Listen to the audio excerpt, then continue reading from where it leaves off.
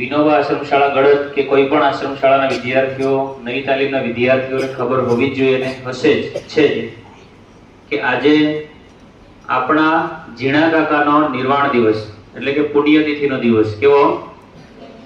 પુણ્યતિથિનો દિવસ. તો કે ઝીણા કાકા જ્યારથી એનું બાળપણ, જ્યારથી એનો જન્મ થયો 1919માં, ક્યારે? જ્યારે જલિયાવાલા બાગ હત્યાકાંડ થયો એ સમયમાં ઝીણા કાકાનો જન્મ થયો.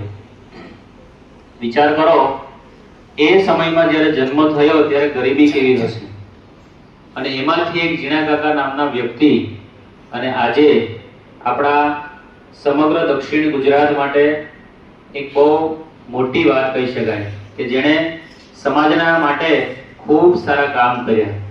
જેમ બાબા સાહેબ આંબેડકરે સમાજ માટે, અધિકારીઓ માટે જે લડ્યા અને કામ કર્યું, જેમ બિરસા મુંડા ભગવાને એક આપણા સમાજ માટે કંઈ કામ કર્યું, એમ ઝીણા કાકાનો પણ એટલો જ ફાળો છે.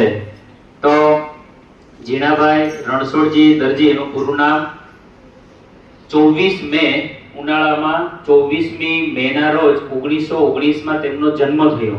અને ક્યાં થયો? વ્યારા, જિલ્લો સુરત. અને જ્યારે એમનો નિર્વાણ દિવસ એટલે કે જેમનો મૃત્યુ છે એ 31 ઓગસ્ટ 2004 ના રોજ. ક્યારે? 2004 ના. ત્યારે તો ઘણાના જન્મ પણ નતો થયા, બરાબર ને? ત્યારે ઝીણા કાકાએ એટલું બધું સારું કામ કરીને આપણા માટે મુકતા ગયા. એટલા માટે આપણે આશ્રમની અંદર ખૂબ સારી રીતે વ્યવસ્થા સાથે રહીએ છીએ. તો પોતે એનો સ્વભાવ પીઠ ગાંધીવાદી હતા અને એકદમ ચુસ્ત ગાંધીવાદી. જેમ ગાંધીજીની સાથે જે માણસે કામ કર્યું છે, 1942ના જે હિન્દ છોડો સંમેલન હતું, હિન્દ છોડો જે આંદોલન હતું, અંગ્રેજો જ્યારે 1942 ની અંદર જ્યારે ભાગ્યા અને 1947માં આપણે આઝાદી મળી, આ બધા જ કાર્યક્રમો આપનાર એક ઝીણા કાકા પણ હતા. થોડીક વાતો આપણે એના વિશે કરીએ તો એમનું જીવન વ્યસ્ત રહેતું. એમણે અમલમાં મૂકવા એના વિચારો છે, આ બધા સમાજ સાથે વિચારો અમલમાં મૂકવાનો પ્રયત્ન કર્યો. એણે ખાદી પ્રચાર, દારૂબંધી, અસ્પૃશ્યતા, દલિત સેવા, ગ્રામોદ્ધાર, ગરીબી નાબૂદ વગેરે ક્ષેત્રમાં કામ કર્યું. અસ્પૃશ્યતા, પહેલા સમય કેવો હતો કે કોઈને આમ ટચ કરે, અડે ને કોઈ જ્ઞાતિ, તો એ આભડછેડ કે તો બહુ નાનો માણસ છે, અમને નહીં અડી શકે, હતું ને પહેલા? આવી અસ્પૃશ્યતાઓ હતું કે ભાઈ અમુક જ્ઞાતિના લોકો છે એની સાથે ન રહી શકે, એના મંદિરમાં ન આવી શકે, એના કોઈ પૂજા પાઠમાં ન આવી શકે, આવું બધું હતું. પણ આવા લોકોએ અસ્પૃશ્યતાને નાબૂદ કરી. બધા માણસ કેવા છે? સરખા છે. અને દરેક માણસ છે ઈશ્વરનો અંશ છે. તમે જે ભગવાનને માનતા હોય એ ભગવાનના આપણે બધાય પુત્રો છે. એટલે આ મારા ભગવાન, આ તારા ભગવાન, આવું બધું જેણે અટકાવી અને અસ્પૃશ્યતાઓ નાબૂદ કરી. અત્યારે બધા જ બાળકો એક સાથે જેમ ભણે છે, એક સાથે જેમ ખાય છે, આ બધા આવા સારા પુણ્યશાળી લોકોનું પરિણામ છે. એના પિતાનો વ્યવસાય દરજીનો હતો. શેનો હતો? દરજી. ઝીણાભાઈએ પ્રાથમિક અને માધ્યમિક શિક્ષણ વ્યારામાં લીધું. એટલા માટે આપણે ખાસ તો યાદ કરવા જોઈએ. કુટુંબની આર્થિક સ્થિતિ ખૂબ ખરાબ હોવાથી શિક્ષણ સાથે સવારે અને સાંજે સંચા પર સીવવાનું કામ કરતા.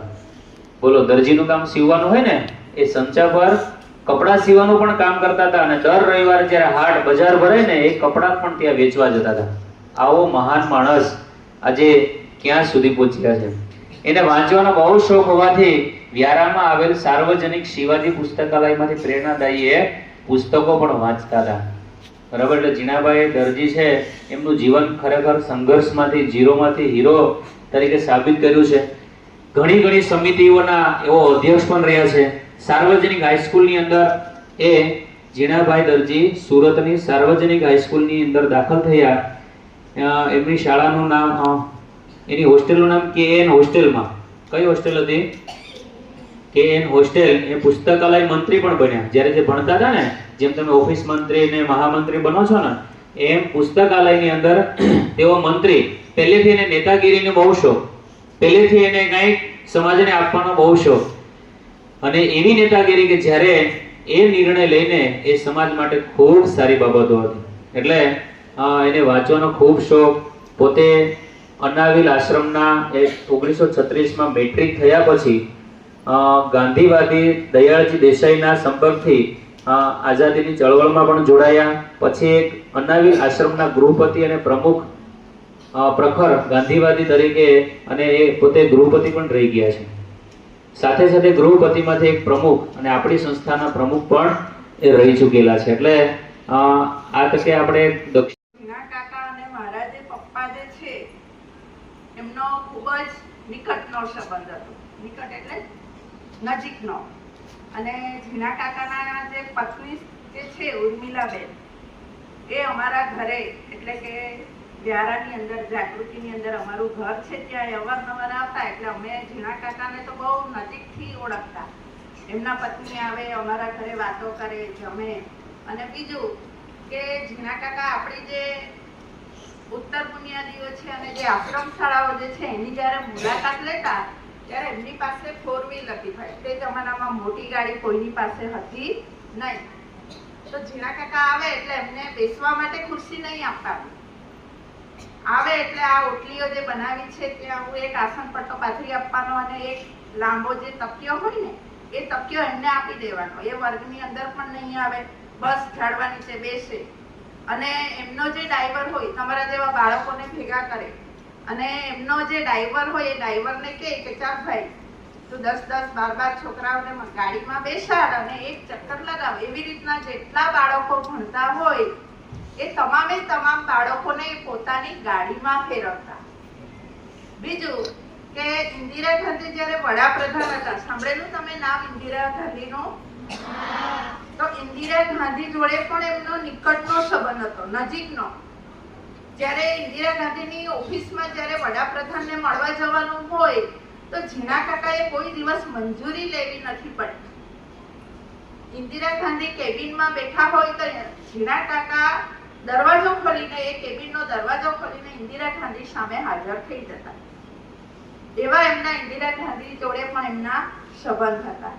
અને વ્યારાની અંદર સ્નેહકુંજ કોલોની જે છે ત્યાં એમનું ઘર છે. એમને જ્યારે એમના પિતાએ ઘરમાંથી કાઢી મૂક્યા, 1942 હિન્દ છોડોનું આંદોલન થયું, તો ઘણા જમીન માલિકો એમની પાસે અરજી લખાવા જાય છે.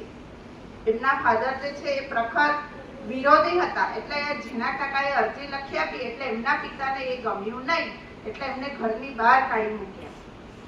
હવે ઘરની બહાર કાઢી મૂક્યા એટલે જવું ક્યાં? વ્યારાની અંદર આવ્યા.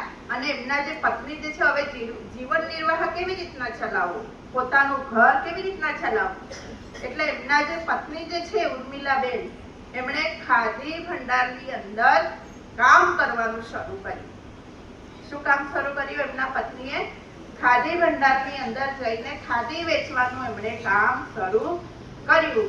અને ત્યાર પછી ઝીણા કાકા ઘણી લાંબી